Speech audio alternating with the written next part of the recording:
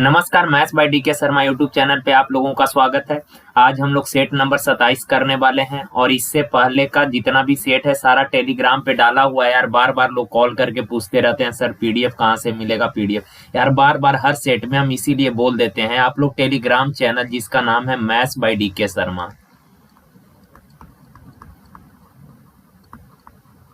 यहाँ पे जाके आप टेलीग्राम पे ज्वाइन कर लीजिए और यहाँ पे आपको सारा सेट मिल जाएगा। ओके ना, तो बार बार कॉल करने का जरूरत नहीं है। ओके, चलिए आ जाइए।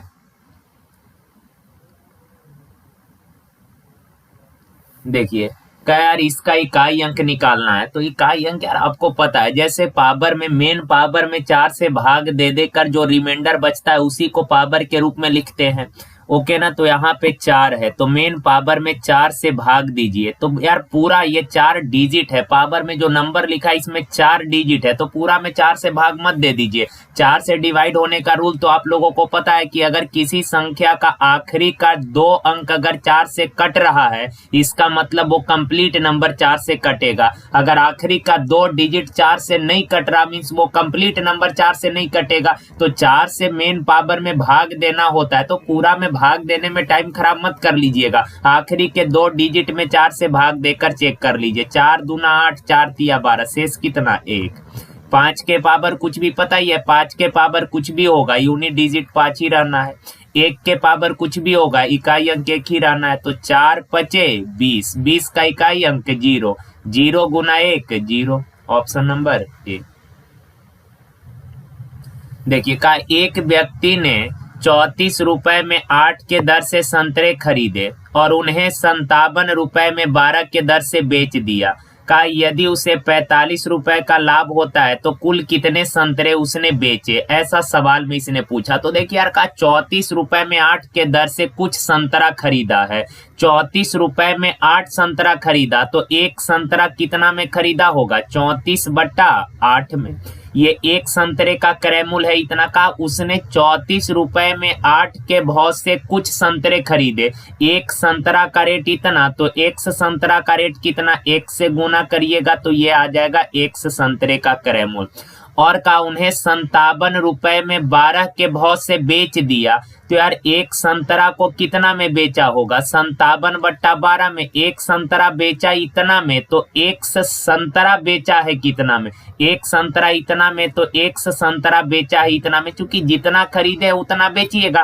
का 34 रुपए में 8 के भाव से खरीदा, 34 रुपया में 8 ठो तो एक ठो कितना में, 34/8 में। तो एक संतरा कितना में, 1 से मल्टीप्लाई किए तो ये आ गया क्रय मूल्य। का उस संतरा को 57 रुपए में 12 के भाव से बेचा, यानी 57 रुपए में 12 संतरा तो 1 रुपए में कितना संतरा, 57/12 तो 1 संतरा कितना में, 1 से मल्टीप्लाई किए। यार 1 संतरे का विक्रय मूल्य इतना, 1 संतरे का क्रय मूल्य इतना। का उसे 45 रुपए का लाभ हुआ तो मेरे भाई विक्रय मूल्य में से क्रय मूल्य घटाइएगा तो आ जाएगा प्रॉफिट कितने का, 45 का। ओके, अब यार देखें एलसीएम हो जाएगा 24, 12 दूना 24 तो 57 दूना कितना, 114, 8 तिया तो 34 तिया 3 चौक 12, 3 तिया 9 1 10, 102 x बराबर 45। 114 में से 102 गया, 12 x बट्टा 24 बराबर 45। मेरे भाई 12 दूना 24 तो x बराबर 45 दूना 90, यानी कि 90 संतरा उसने बेचा। 90 बेचा है, बोलता कितना खरीदा है तो खरीदा है जितना उतना ही बेचा, यानी एक संतरा खरीदा है तो 90 खरीदा तो भी 90, बेचा कितने संतरा तो x यानी 90 संतरा। क्लियर है, चलिए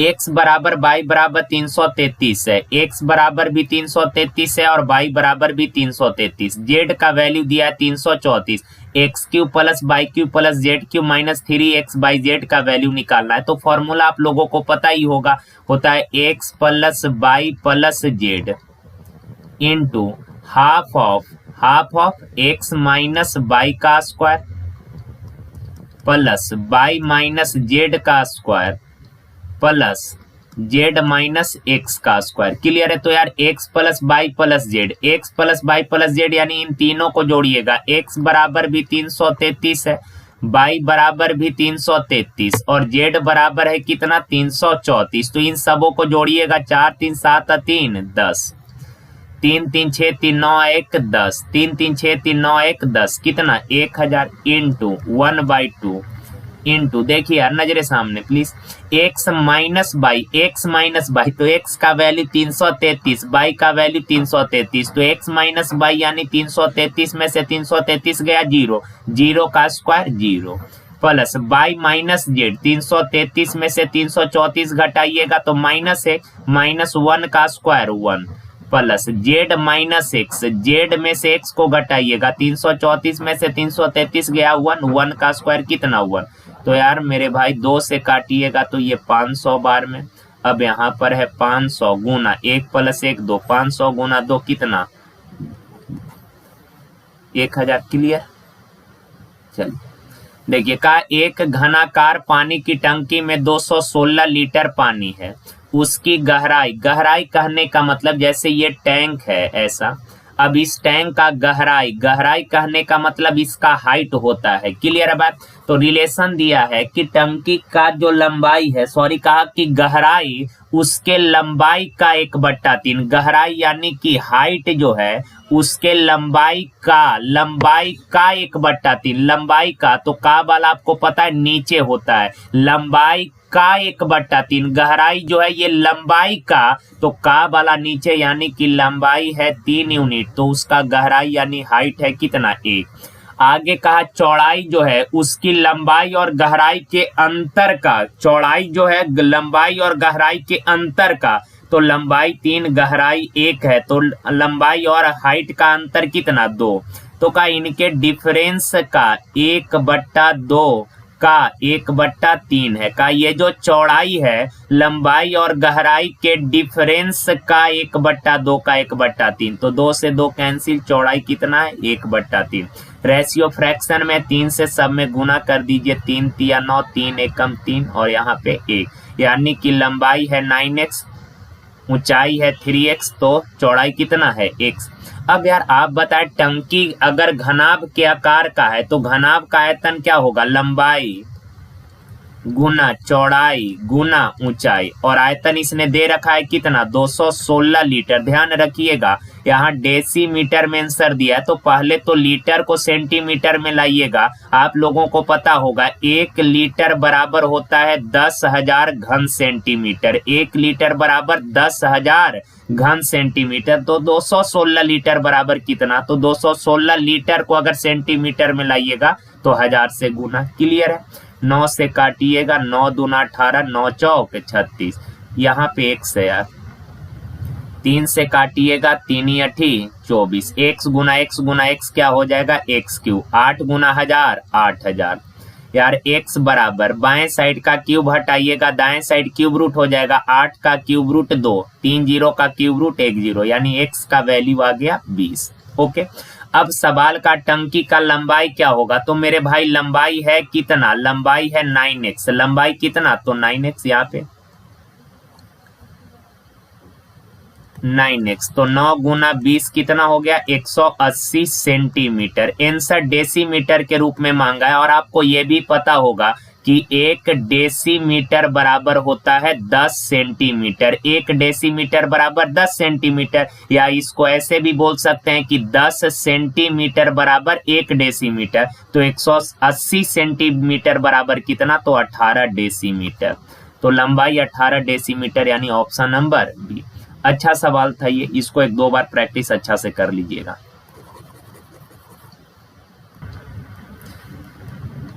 देखिए का एक रेलगाड़ी बी जिसकी गति 120 किलोमीटर बराबर है, उसकी दिशा में जाने वाली दूसरी रेलगाड़ी, डायरेक्शन क्लियर हो गया कि जिस डायरेक्शन में बी जा रहा है उसी डायरेक्शन में एक अन्य गाड़ी सी भी जा रही है, कहा 3 मिनट में पार कर जाती है। का यदि बी तथा सी रेलगाड़ियों की लंबाई 200 मीटर तथा 250 मीटर है, तो रेलगाड़ी सी की गति कितना किलोमीटर बराबर होगी, ये इसने सवाल में पूछा। अच्छा यार एक चीज बताइए, का बी जिसका गति 120 किलोमीटर है उसी दिशा में जाने वाली दूसरी रेलगाड़ी सी को 3 मिनट में पार कर गई, का बी जो है सी को पार कर गई है, बी सी को पार कर गई, इसका मतलब क्या है यार, बी का चाल ज्यादा होगा तभी ना ये सी को क्रॉस कर जाए जाएगी। कहा सेम डायरेक्शन में बी और सी दोनों गाड़ी जा रही है, दोनों गाड़ी सेम डायरेक्शन में जा रही है और कहा बी ने सी को 3 मिनट में पार कर लिया। अगर बी ने पार किया है इसका मतलब यह है कि बी का स्पीड सी से क्या होगा,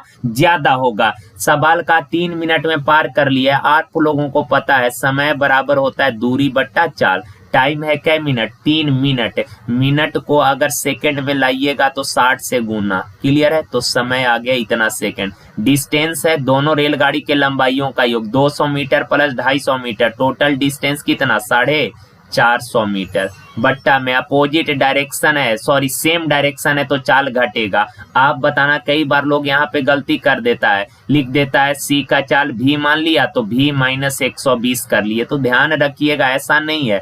कहा बी ने सी को पार किया इसका मतलब बी का चाल ज्यादा होगा, तो ज्यादा वाला में से कम को घटाइए। तो बी का चाल 120 किलोमीटर पर आवर, सी का चाल हमने माना भी किलोमीटर पर आवर। ध्यान रखिए टाइम सेकंड में लिए हैं, डिस्टेंस मीटर में लिए हैं, तो चाल जो है किलोमीटर पर आवर, इसको मीटर पर सेकंड में कन्वर्ट करना पड़ेगा। ओके, अब यार देखें सिंपल सा कैलकुलेशन है। 3 से काटिएगा, 1 0 से पहले काट लीजिए 1 0, 3 से काटिएगा 15 बार में। क्लियर है बात। 5 से काटिए तो ये 3 बार में, 3 से काटिए ये 2 बार में। मेरे भाई क्रॉस मल्टीप्लाई हो जाएगा, ये बट्टा वाला 18 कहाँ चला जाएगा ऊपर, तो 2 बराबर 18 बट्टा 120 माइनस भी। 2 से 1 बार, 2 से 9 बार, क्रॉस करिएगा तो 120 माइनस भी बराबर 9, तो भी बराबर 9 इधर आके घटेगा 111 kilometre per hour. Option number A.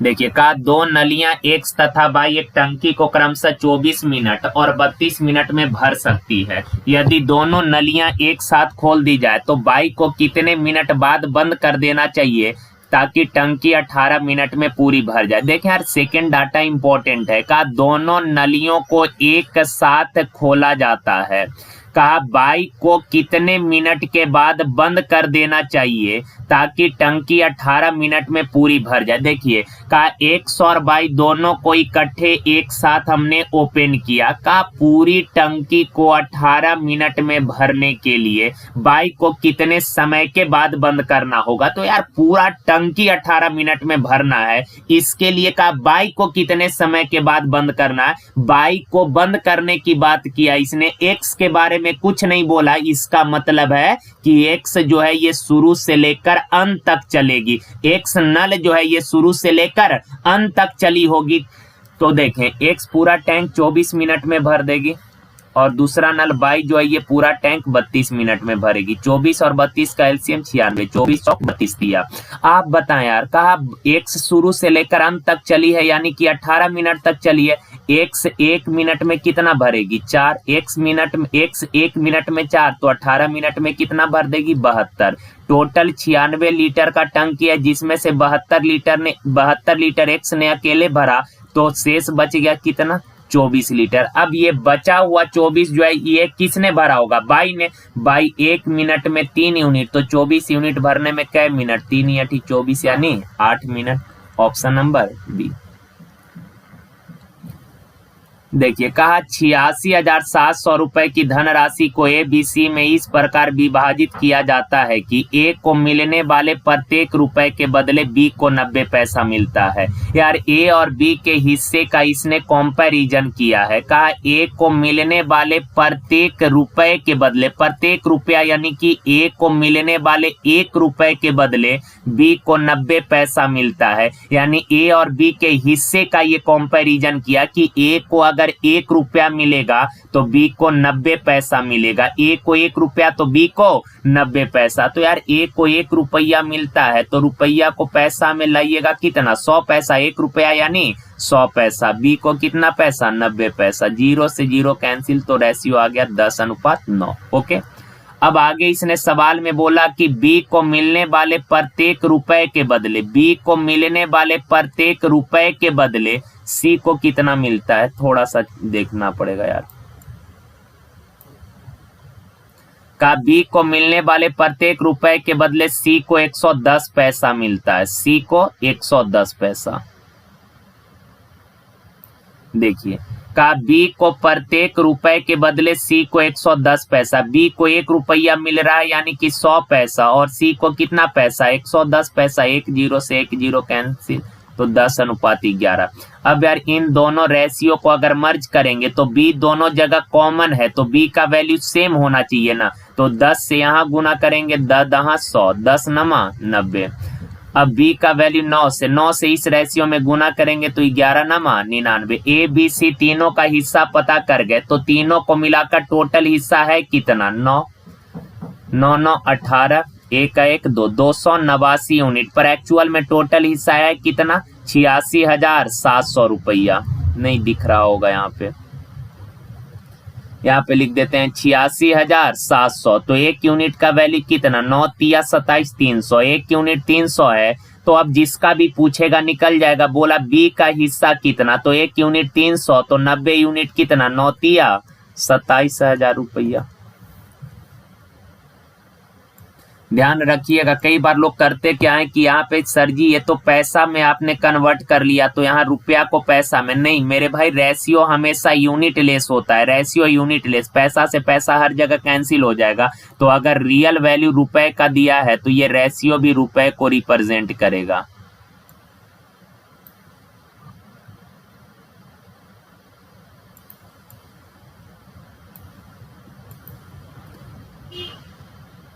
देखिए का एक क्रिकेट खिलाड़ी ने जिसका गेंद फेंकने का औसत 24.85 रन प्रति विकेट था, एक मैच में 52 रन देकर 5 विकेट गिराए, उसके बाद उसका औसत 0.85 कम हो गया। यार पहले के मैचों तक का उसका गेंदबाजी का जो औसत था वो 24.85 रन पर विकेट था, पहले के मैचों तक का। पहले तक उसने कुछ मैच खेले होंगे का, उन मैचों का उसका एवरेज 24.85 रन पर विकेट था।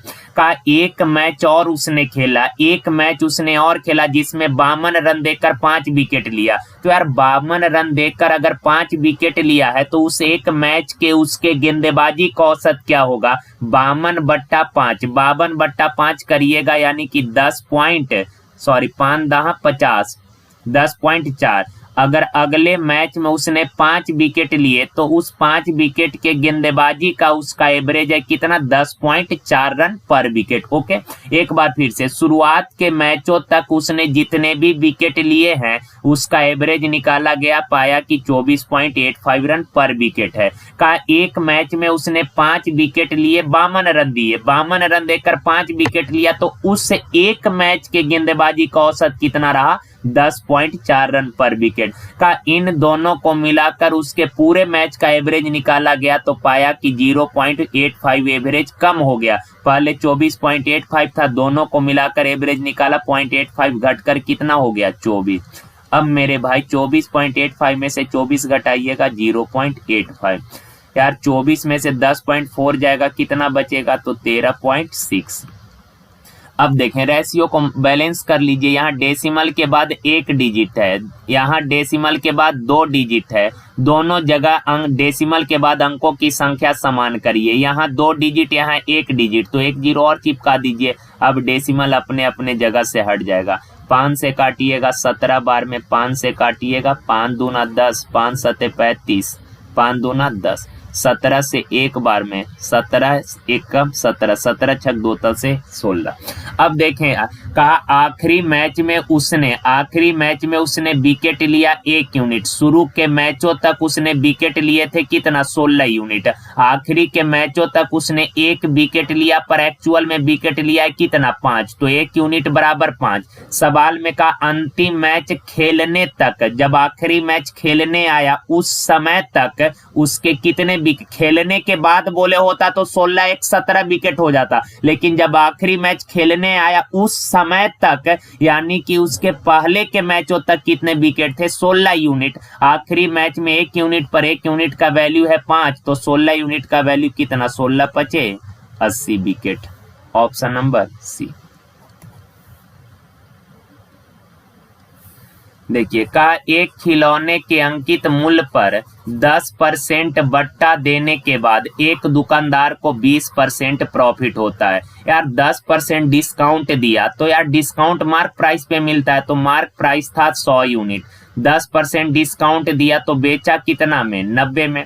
का उसको 20% का लाभ हो गया, का 90 में बेचा, यार 20% लाभ हुआ तो क्रैमुल कितना, का 90 में बेचा 20% लाभ हुआ, क्रैमुल कितना, तो विक्रैमुल में होल वैल्यू का उल्टा गुना करिए, तो 2 पचे 10, 2 छक 12, 6 से काटिएगा 15 छक 90, तो 15 पचे 75, क्रैमुल निकल गया। फर्स्ट डाटा को यूज करके हमने अंकित मूल्य, विक्रयमूल्य और क्रयमूल्य तीनों पता कर गए। एक बार फिर से कहा, अंकित मूल्य पर 10% बट्टा दिया तो मार्क प्राइस है 100 यूनिट, 10% डिस्काउंट दिया तो बेचा कितना में, 90 में। का उसको 20% लाभ हुआ, 90 में बेचा तो 20% लाभ हुआ, क्रयमूल्य कितना, तो 90 में उल्टा गुना करिएगा तो क्रयमूल्य आ गया 75।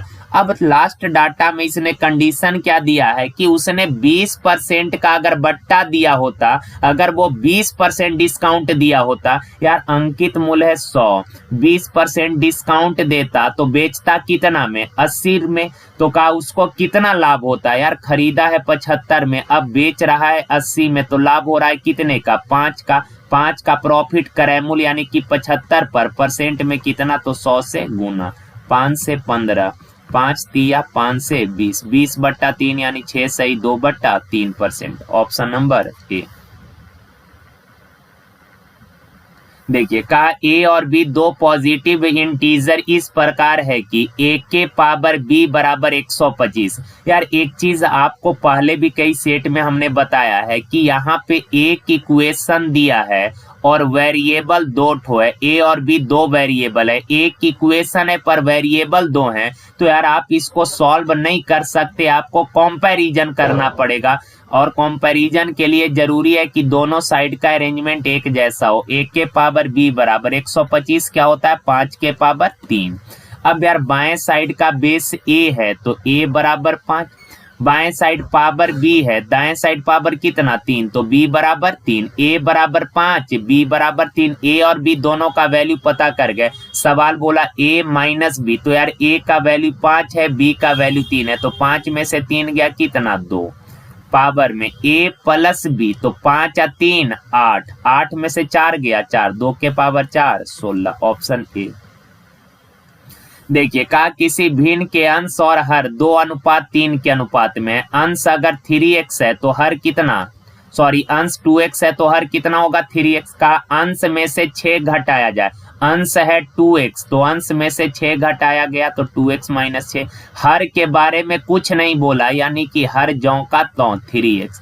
अब का ये जो परिणाम आया ना, ये परिणाम कहा कि जिसका मान प्रारंभिक भिन्न का 2/3 है, तो यार प्रारंभिक भिन्न का अंश है 2x, हर है 3x, तो प्रारंभिक भिन्न कितना हो गया 2x/3x। कहा कि प्रारंभिक भिन्न का 2/3 है। एक बार फिर से कहा, यार अंश और हर का रेशियो 2:3 है, यानी अंश अगर 2x है तो हर 3x होगा, तो भिन्न हो जाएगा कितना 2x/3x। अंश बट्टा हर फ्रैक्शन होता है, अंश बट्टा हर का, अंश में से 6 घटाया जाए, अंश है 2x, इसमें से 6 घटाए यानी 2x - 6। हर के बारे में कुछ नहीं बोला यानी कि हर जौ का, तो अब का 6 घटाने के बाद जो रिजल्ट आया, ये रिजल्ट ओरिजिनल भिन्न का अंश 2x हर 3x, तो ओरिजिनल भिन्न 2x/3x का 2/3 है। क्लियर है बात। अब बस सॉल्व कर लेना है, आप लोग कर लीजिएगा। x से x कट गया, 3 से 3 कट गया, ओके ना। तो यार क्रॉस मल्टीप्लाई करिएगा, 3 दूना 6 - 3 6 18 बराबर 2x, 2 दूना 4x, 4x, 4x इधर आके घटेगा, 2x बराबर 18 तो x बराबर 9। सवाल का प्रारंभिक भिन्न का अंश है 2x यानी 9 दूना 18। Option B.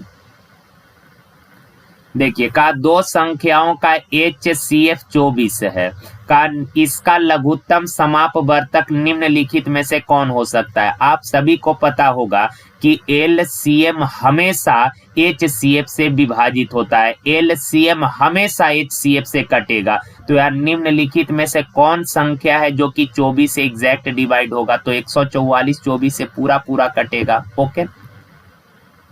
और कोई कटता है क्या 24 से?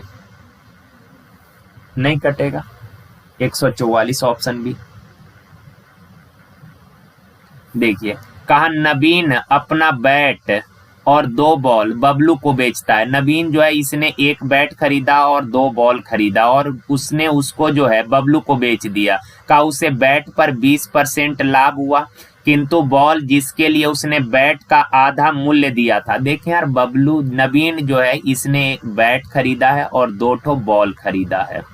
कहा कि बॉल का कीमत जो है 2 बॉल खरीदा तो दोनों बॉल के लिए जो उसने पैसे पे किए हैं वो बैट के कीमत से आधा है। तो यार बैट का कीमत अगर 2x है तो बॉल का कीमत होगा x रुपया। बैट खरीदा है 2x में और दोनों मिलाकर बॉल खरीदा है कितने में? x रुपए में। कहा सवाल में कि उसको बॉल पर 20% हानि होता है, संपूर्ण व्यवहार में यदि उसे 20 रुपए का लाभ हुआ, नेट प्रॉफिट हुआ है कितने का? 20 रुपए का। दोनों सौदे को मिलाकर उससे पूरे बिजनेस में हुआ है 20 रुपए का लाभ। तो यार आप बताएं, बैट खरीदा था 2x में, का इसको 20% लाभ पर बेचा तो इस पर ओनली लाभ हुआ कितना? 20%। क्लियर है? बॉल खरीदा है x रुपए में, इस पर 20% हानि हुआ तो ओनली हानि कितना? 20% हानि हुआ है तो माइनस से डिनोट करिए। बैट पर इतने का प्रॉफिट हुआ, बॉल पर इतने का लॉस हुआ और दोनों को मिलाकर टोटल नेट प्रॉफिट हुआ है कितने का? 20 रुपए का। क्लियर है बात? अब 20 दूना 40x, 20x में से 40x में से 20x गया, कितना बचा? 20x% बचा, बराबर में 20।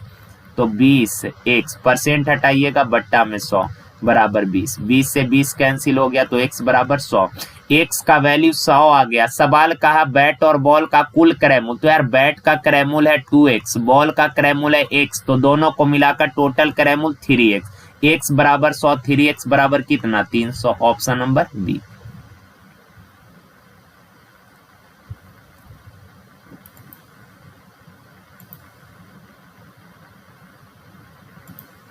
देखिए कहा किसी वृत्त के व्यास में 200% की वृद्धि कर देने से इसकी परिधि में कितने प्रतिशत की वृद्धि होगी। देखिए यार एक चीज रिलेशन हमने कई बार पहले भी इस तरह का सवाल करा रखा है, ध्यान रखिएगा। जैसे मान लीजिए यार 2 वृत्त है, ओके, 2 वृत्त है।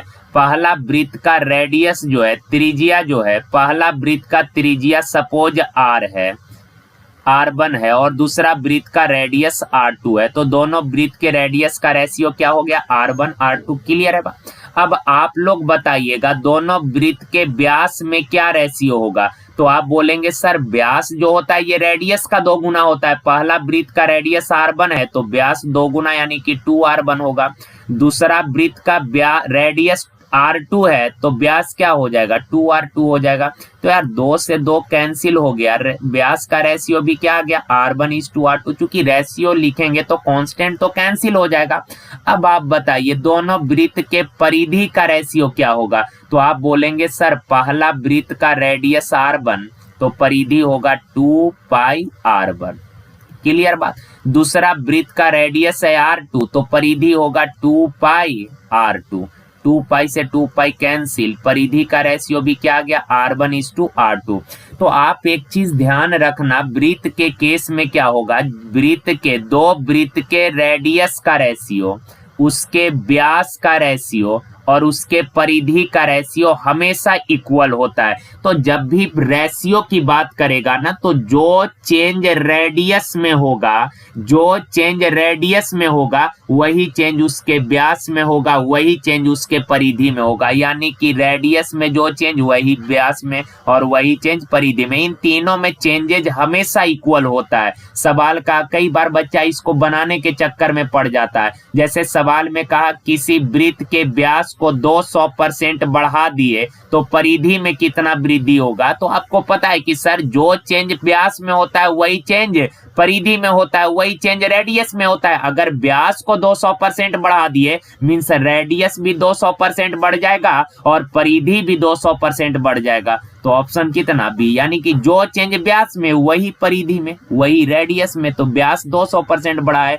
तो रेडियस भी 200 बढ़ जाएगा, परिधि भी 200 बढ़ जाएगा। बनाने का कोई जरूरत ही नहीं था इसको, बस जो कॉन्सेप्ट हमने बताया इस चीज को आप लोग ध्यान में रखिएगा। चलिए आइए, ये भी अच्छा सवाल है। का सोना और चांदी से बने बराबर भार वाले 6 सिक्के। यार देखे, सोना और चांदी के बना हुआ 6 सिक्का है और इन 6 सिक्कों का जो वेट है वो इक्वल है। अच्छा, पहला सिक्का का वेट अगर 4 केजी है तो बाकी के 5 सिक्के का भी वेट कितना केजी होगा? 4-4 केजी ही होगा, क्योंकि इसने बोला कि प्रत्येक सिक्के का भार बराबर है, यानी इक्वल वेट के 6 सिक्के हैं। एक सिक्के का भार अगर 5 केजी है तो बाकी के बचे सिक्के का भी भार कितना होगा? 5-5 केजी ही होगा। क्लियर है? ये लाइन का अर्थ तो समझ गए। अब आगे कहा कि इन 6 सिक्कों को गला दिया गया और कहा इनको गलाकर फिर से सिक्का बनाया गया है, जिसमें कहा कि सिक्के में सोने और एक सिक्के में सोने और चांदी के भार का रेशियो। पहला सिक्का जो है जिसमें गोल्ड और चांदी यानी कि सिल्वर का जो रेशियो है, पहला सिक्का है, पहला एक सिक्का में गोल्ड और सिल्वर का रेशियो 2:1 है। आगे कहा कि अन्य दो सिक्का में गोल्ड और सिल्वर का रेशियो 3:5 है। कहा बाकी के सिक्के, तो यार टोटल 6 सिक्के हैं, तो ये एक सिक्का में गोल्ड और सिल्वर का रेशियो ये है, बाकी के 2 सिक्के में गोल्ड और सिल्वर का रेशियो ये है, तो 2-1-3 सिक्का हो गया। तो बचा हुआ है क्या सिक्का? 3 सिक्का। टोटल 6 सिक्का थे जिसमें 1 और 2, 3 सिक्का हो गया, तो बच रहा है 3। और का इस बचे हुए 3 सिक्के में गोल्ड और सिल्वर का रेशियो 7:5 है। क्लियर है बा? अब आप बताएं, एक सिक्का में गोल्ड, पहला सिक्का में गोल्ड का मात्रा 2 यूनिट, सिल्वर 1 यूनिट, तो टोटल इसका क्वांटिटी क्या यूनिट हो गया? या टोटल वेट 3 यूनिट। दूसरा का टोटल वेट 8 और तीसरा का टोटल वेट 12। यार सवाल में बोला सारे सिक्के इक्वल वेट के हैं, सारे सिक्के इक्वल वेट के हैं। आप जरा यहाँ देखिए, क्या तीनों सिक्के का वेट इक्वल है का? नहीं है। तो यहाँ पे पहले वेट इक्वल करिए। 3, 8, 12 का एलसीएम इक्वल करना, यानी इन तीनों का एलसीएम ले लीजिए। 3, 8, 12 का एलसीएम 24, तो यहाँ 8 से गुना, 3 8 24, 8 3 24, 12 दूना 24।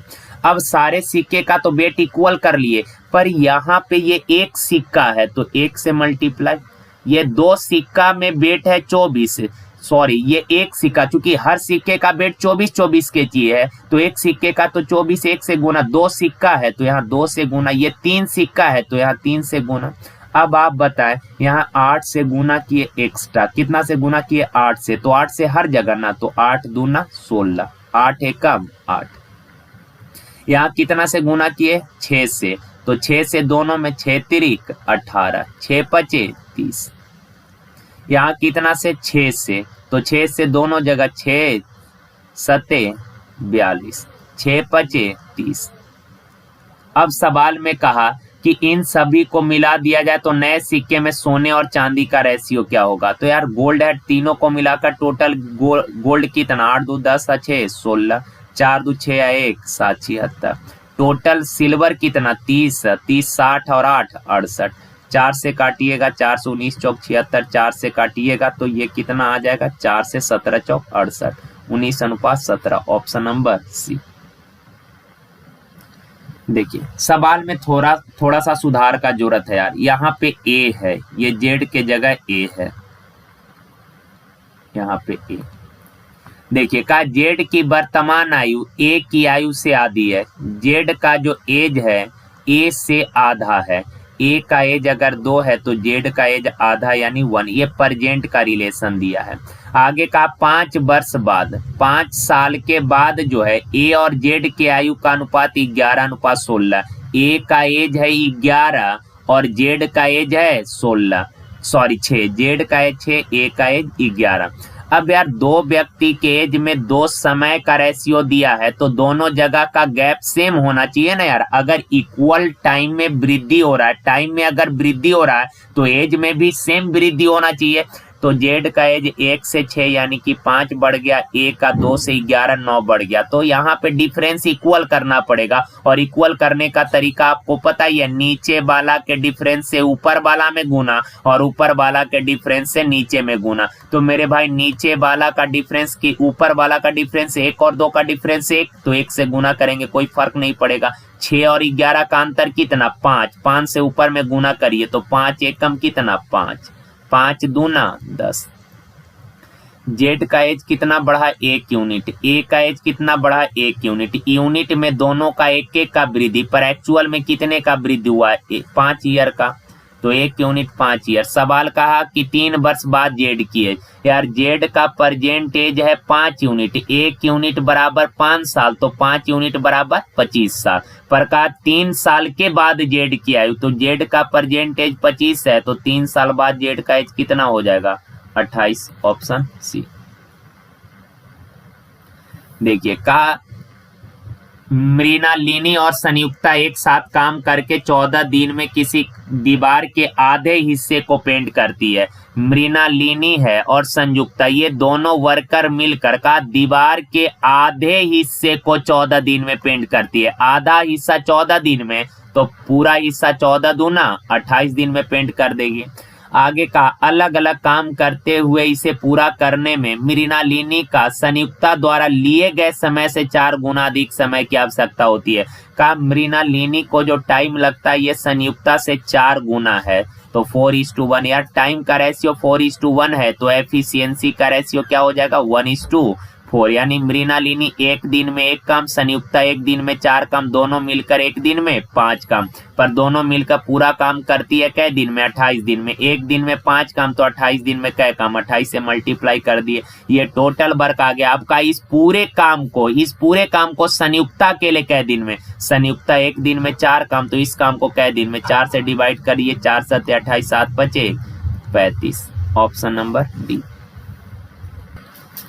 देखिए का अपनी सामान्य गति के 6/7वीं गति से चलते हुए एक व्यक्ति को एक दूरी तय करने में 12 मिनट अधिक लगे। देखिए यार का अपने ओरिजिनल स्पीड के 6/7 से चल रहा है।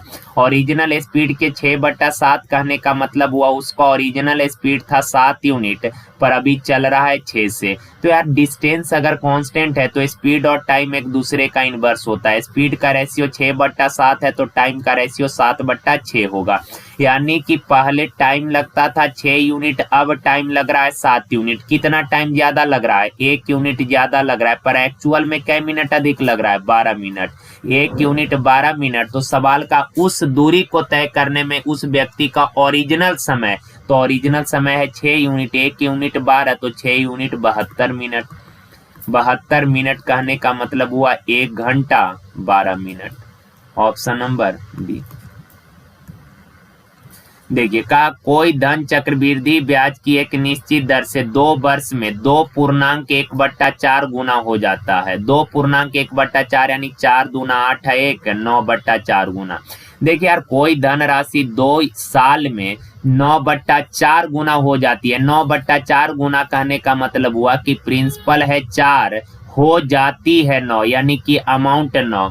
अब का रेट निकालना है, तो आपको पता है रेट होता है 1 ईयर का ब्याज। तो यार 2 साल के लिए प्रिंसिपल और अमाउंट का रेशियो पता है, तो 1 साल के लिए प्रिंसिपल और अमाउंट का रेशियो क्या होगा? वर्गमूल, तो 4 का वर्गमूल 2, 9 का वर्गमूल 3। तो यार 2 रुपया 1 साल में 3 रुपया हो गया, यानी कि ब्याज मिला कितने का? 1 का। 1 का ब्याज मिला 2%, तो 100 से गुना, 2 से 50।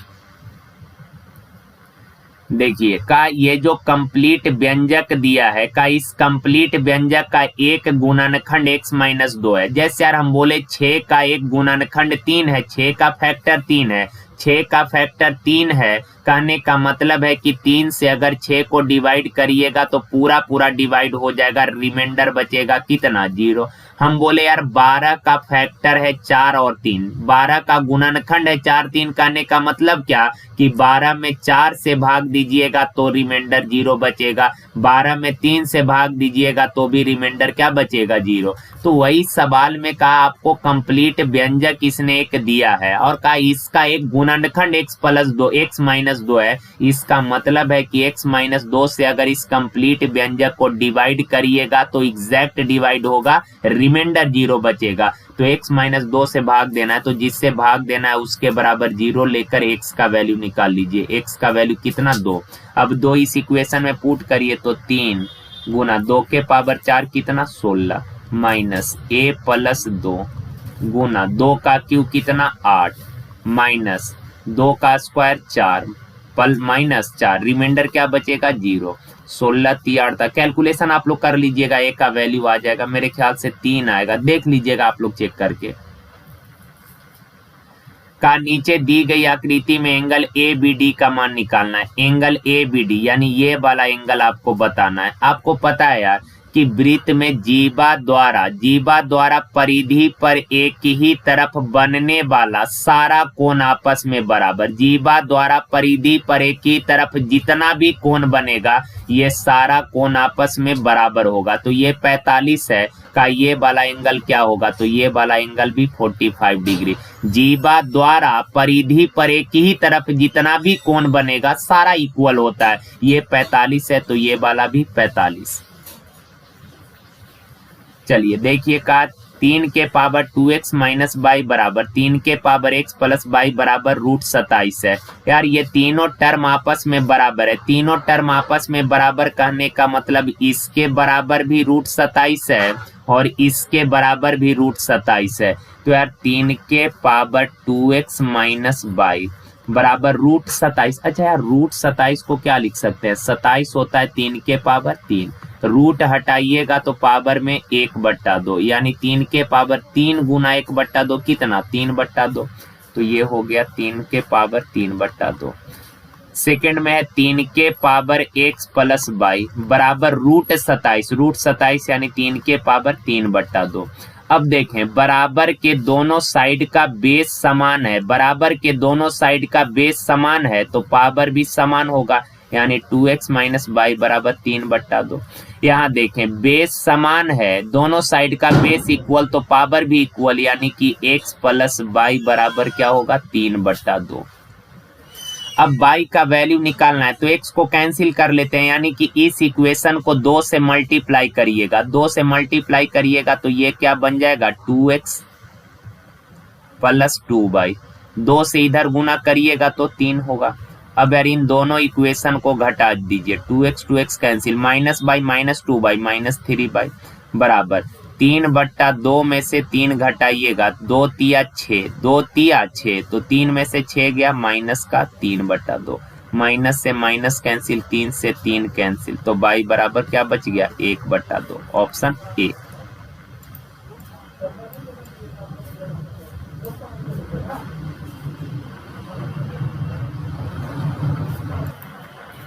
देखिए कहा निम्नलिखित आंकड़ों का बहुलक ज्ञात करें। यार नाम से ही क्लियर है, बहुलक यानी कि जो संख्या बहुत बार रिपीट हुआ है वो ज्ञात करना है। बहुलक यानी कि जो संख्या सीरीज में बहुत बार रिपीट हुआ है यानी कि मैक्सिमम बार जो रिपीट हुआ है। तो यार ऐसे ढूंढिएगा ना तो दिक्कत हो जाएगा। ऑप्शन से देख लें, ऑप्शन ए में है 100 कै बार आया है 1 2 3, 100 आया है 3 बार। 140 कितना बार आया है 1 2, 140 आया है 2 बार। 90 कै बार आया है तो 1 2, 90 2 ही बार आया है। 120 कै बार आया है तो 1 2 3 4 तो 120 आया 4 बार। बहुलक निकालना है, बहुलक यानी कि जो बहुत बार आया, तो बहुत बार कौन आया है डी, 4 बार, मैक्सिमम 4 बार है। देखिए कहा राम ने महेश से 1 रुपए में 80 पैसे के साधारण ब्याज पर ऋण लिया। यार 1 रुपए में 1 रुपए में 8 पैसे, 1 रुपए में 8 पैसे कहने का मतलब हुआ ना यार 1 रुपए में यानी कि 100 पैसे पर 8 पैसा ब्याज इंटरेस्ट लिया। 100 पैसा पर 8 पैसा ब्याज कहने का मतलब हुआ कि 8% रेट है। कैसे, तो 8 पैसे का ब्याज लग रहा है 100 पर, परसेंट में कितना 100 से गुना, 100 से 100 कैंसिल तो 8%। तो इस तरह के लैंग्वेज ये रिपीट करता है, डायरेक्ट रेट ना देकर इस तरह का लैंग्वेज यूज कर लेगा, जिसके कारण कई बार बच्चा परेशान हो जाता है कि 1 रुपया में 8 पैसा ब्याज है। वो अलग तरीके से सवाल को फिर सोचने लगता है। इसका मतलब कुछ नहीं है, सिंपल सा अर्थ है 1 रुपए में 8 पैसा साधारण ब्याज। 1 रुपए में 8 पैसा यानी कि 100 पैसे में 8 पैसा ब्याज लगेगा, 100 पैसे पर 8 पैसा ब्याज लगेगा, यानी सिंपल सा इसका अर्थ है कि 8% रेट है। का 3 वर्ष बाद उसने महेश को कुल 1178 रुपए दिए। तो यार टाइम है 3 साल, तो आप बताएं रेट 8% यानी 1 साल में 8% ब्याज लगा तो 3 साल में कितना ब्याज लगेगा 24%। यार ब्याज अगर 24% लगा है तो अमाउंट कितना हो गया 124। अमाउंट 124 है पर एक्चुअल में अमाउंट है कितना 1178 रुपया। का ऋण कितना लिया था, ऋण यानी मूलधन, मूलधन यानी 100% का वैल्यू निकालना है। सॉल्व कर लीजिएगा आप लोग, इसका आंसर ऑप्शन बी होगा। पता नहीं यार ऑप्शन बी नहीं, पता नहीं, चेक कर लीजिएगा आप लोग कौन सा ऑप्शन है, देख लीजिए ना यार। 1178 बट्टा 124 गुना 100, 4 तिया 12, 4 से 1 बार, 4 से 25 बार, 31 से काटिएगा तो 31, 3 तिया 9, 3 बार में, और 31 8 38 बार में, तो 25 8 200, हाथ मेरा 20, 25 तिया 75, 20 95, 950, ऑप्शन नंबर डी। देखिए का एक नाव की शांत जल में गति 20 किलोमीटर बराबर है। शांत जल में किसी भी नाव का वास्तविक चाल होता है, यानी बोट का ओरिजिनल चाल है 20 किलोमीटर बराबर। का नाव धारा के विपरीत 20 किलोमीटर 4 घंटे में, यार धारा के विपरीत दिशा में नाव का चाल होता है बोट माइनस वाटर। और कहा धारा के अपोजिट डायरेक्शन में 20 किलोमीटर दूरी 4 घंटे में तय की है, तो धारा के विपरीत दिशा में चाल हो गया 5 किलोमीटर बराबर।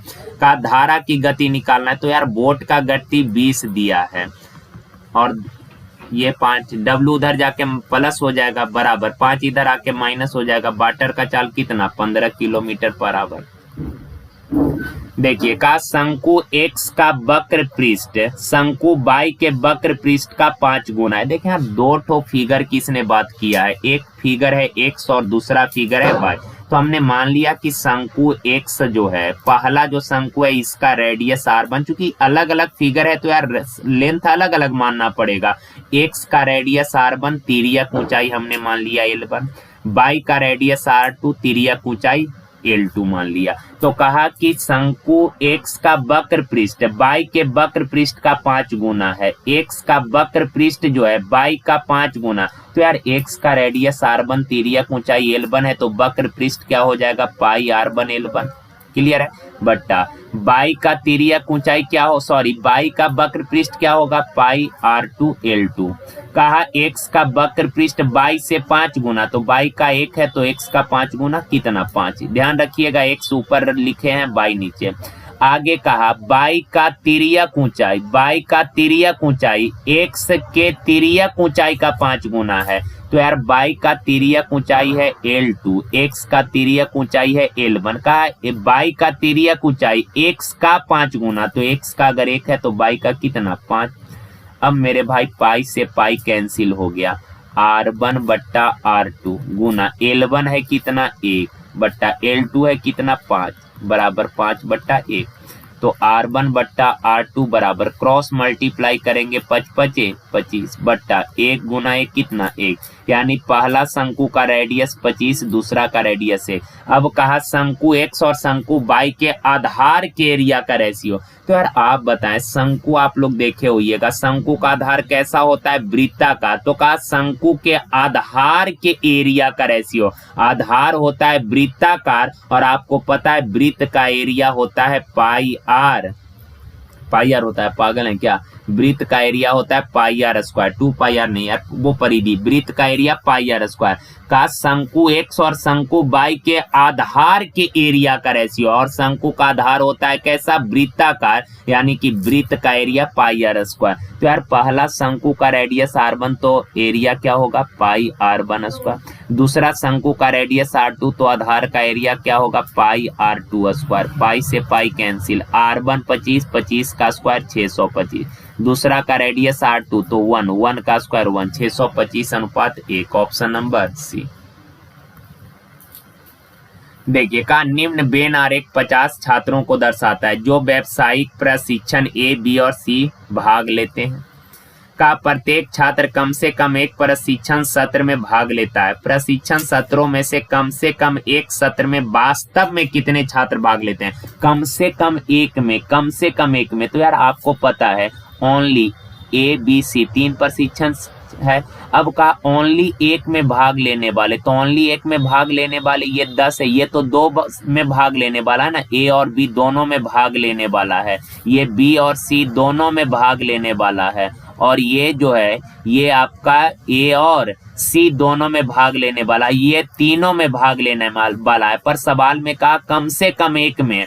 तो यार ओनली ए में भाग लेने वाला 10 बच्चा, ओनली बी में भाग लेने वाला 12, ओनली सी में भाग लेने वाला 10। तो इन तीनों को मिलाकर केवल एक सब्जेक्ट में या एक प्रशिक्षण में भाग लेने वाले कितने बच्चे हैं? 10, 10, 20 और 12 कितने? 32।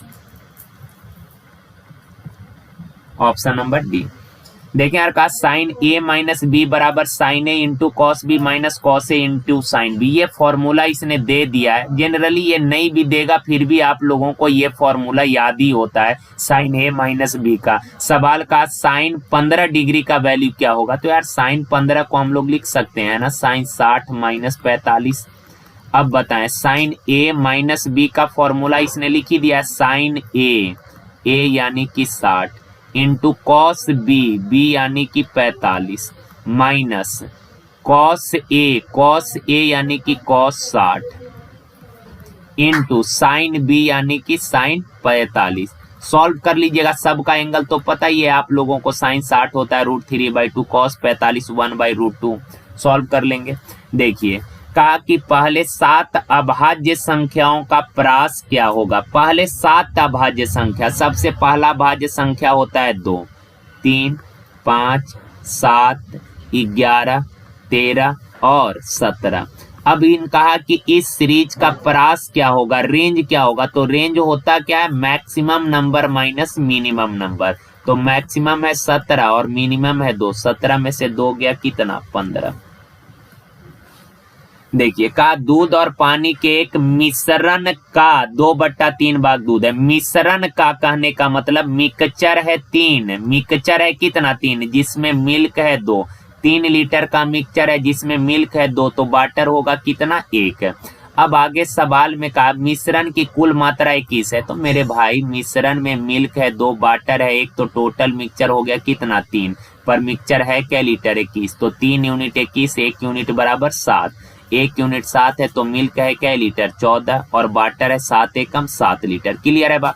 अब सवाल में कहा इसमें 4 लीटर पानी और मिला दिया गया। तो यार वाटर पहले से था 7 लीटर, 4 लीटर और मिला दिए तो वाटर हो गया कितना? 11। यार वाटर मिलाए तो वाटर बढ़ेगा, पर मिल्क के मात्रा में तो कोई फर्क पड़ेगा नहीं ना यार। मिल्क जितना पहले उतना ही आज भी होगा। पहले मिल्क था 14 तो आज भी मिल्क है कितना? 14 ही होगा। सवाल में कहा कि अब मिश्रण में दूध का प्रतिशत। तो यार मिक्सचर में अब दूध है कितना? 14।